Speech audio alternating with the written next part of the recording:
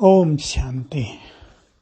आज ममा दिवस है और हम सभी अपनी मीठी मम्मा मातेश्वरी जगदम्बा सरस्वती को दिल से याद कर रहे हैं। हमारा उनसे प्यार यही है कि जो कुछ उन्होंने किया, वे जिस कारण से महान बनी, जो धारणाएं उन्होंने अपनाई वही हम भी अपनाएं। यही सच्ची श्रद्धांजलि भी है और यही उनके प्रति हमारा सच्चा प्यार भी है, क्योंकि जैसी माँ होती है वैसे ही उसके बच्चे भी बन जाते हैं।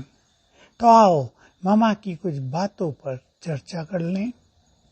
मुझे बहुत अच्छी लगती है मामा की एक दृढ़ता कि एक गलती जो एक बार हो गई उसको रियलाइज करके होने नहीं देना है। फिर भले ये काम थोड़ा सा कठिन है, मनुष्य इतना जल्दी इतनी बड़ी धारणा को नहीं अपना पाता है, और लेकिन अगर हमारा ध्यान हो जाए कि हमसे ये गलती हुई, हम ये बात मिस करते हैं, हमारा संस्कार कष्टदायी है, तो हम उस पर अटेंशन जरूर दें, बहुत ध्यान दें, ताकि फिर वो गलती रिपीट होकर हमारे मनोबल को डाउन न करे।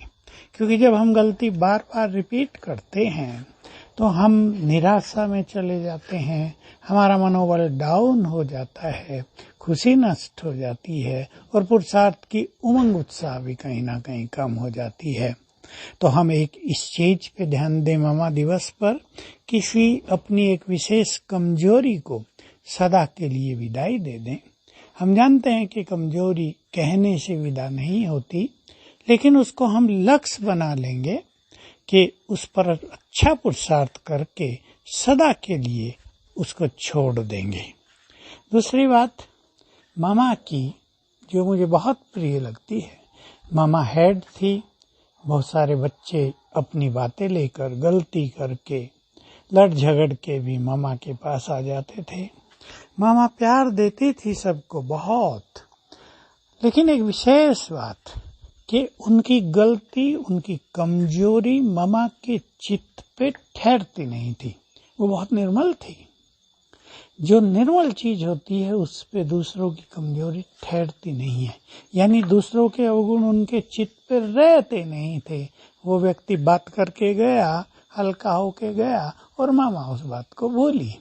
तो ये बहुत सुंदर धारणा है, विशेषकर जो बड़े हैं, जो एडमिनिस्ट्रेशन में हैं, जो पूर्वज हैं, जिनकी जिम्मेदारी दूसरों की पालना करनी है, वो भी इस पर ध्यान दें कि गलती तो सबसे होंगी, नो वन इज परफेक्ट, लेकिन जब वो हमें सुनाते हैं तो हम उन्हें चित्त पे न रख लें, उस अनुसार हमारा व्यवहार न हो जाए, हमारे बोल न हो जाए। ये धारणा मामा की बहुत सुंदर है और हम इसको धारण करते हैं अभी से।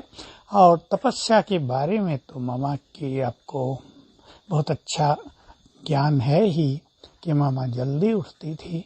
जरूरी नहीं 2 बजे, मतलब 2:30-3 के बीच 3 बजे तक मामा उठ जाती थी। और आत्मिक स्वरूप की मैं देवी हूँ, अष्टभुजाधारी हूँ, मैं लक्ष्मी हूँ, ये साधनाएं बहुत करती थी। उन दिनों यही साधनाएं ज्यादा थी।